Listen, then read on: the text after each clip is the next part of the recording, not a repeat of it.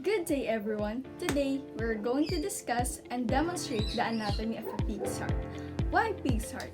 Because it is similar in size, structure, and function to the human heart.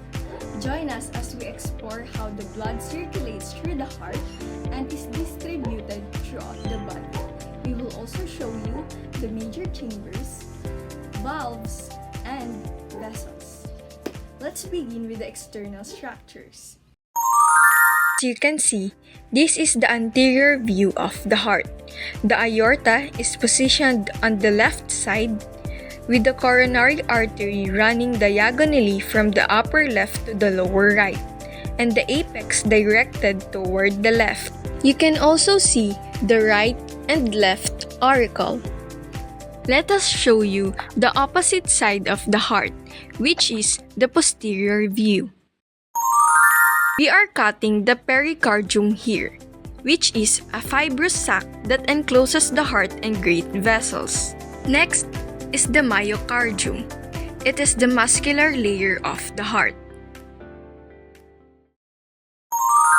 So first, let me show you the right atrium. So this is the right atrium.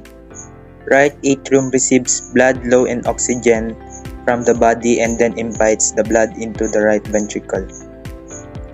And this is the right ventricle, located at the bottom of the right atrium.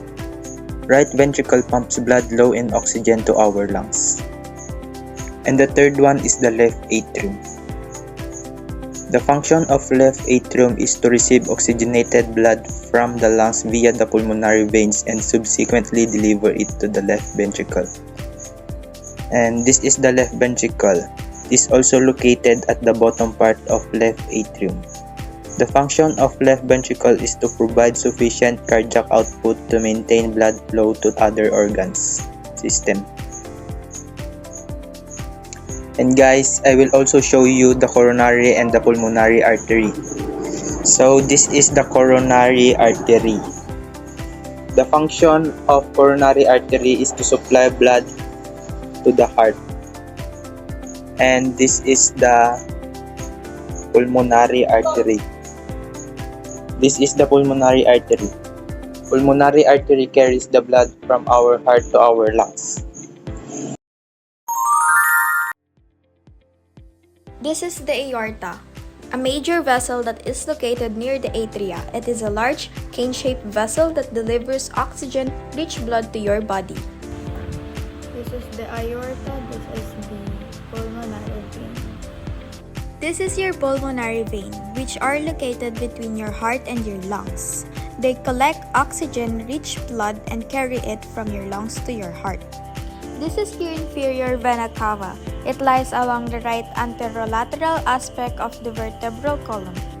It receives the oxygenated blood from the lower part of your body. This is your superior vena cava. It is located next to the right side of your sternum and goes into your right atrium. It receives the oxygenated blood from the upper parts of your body. Do the process of cutting the walls, additional cuts to open up the heart and view the left and right atria as well as the left and right ventricles. Examine the internal structure. We have the chambers and valves. Chambers, your upper chambers are called your right atrium and left atrium. Your lower chambers are called your right ventricle and left ventricle. Your chambers work together to manage your heartbeat. They also send blood into your lungs to gain oxygen before recirculating throughout the body. Valves, the tricuspid, pulmonary, mitral, and aortic valves. The valves have flaps that open and close. The flaps make sure that blood flows in the right direction through your heart and to rest of your body. Hi everyone, we're focusing now on the right atrium, a vital chamber of the heart. To locate the right atrium, look for a chamber with a thinner muscular wall compared to its neighboring ventricle. This thin wall is a key characteristic of the atrium. Now, let's find the superior vena cava, a large vein that carries the oxygenated blood from the upper body. It enters the right atrium at the top of the chamber. Next, we have the inferior vena cava, which brings the oxygenated blood from the lower body. It enters the right atrium at the bottom of the chamber. By remembering the thinner wall and the entry points of the vena cava, you can easily locate the right atrium. During diastole, the AV tricuspid valves open to allow ventricles to fill.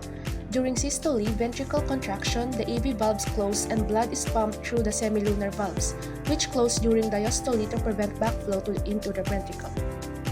The one-way valve called the pulmonary valve that controls blood flow away from the right ventricle at the entrance to this blood vessel. They allow the right ventricle's blood to pump into the pulmonary artery. Blood flows from the left ventricle to the aorta in one direction because of the semilunar aortic valve. Also, it stops blood from returning to the left ventricle from the aorta. It is defined as a crucial gate that is located in the heart connecting to the aorta to the left ventricle chamber. The valve that controls blood flow between the upper left atrium and lower left ventricle is the bicuspid or mitral valve. It restricts blood flow from the left ventricle to the left atrium but allows blood flow to the ventricle.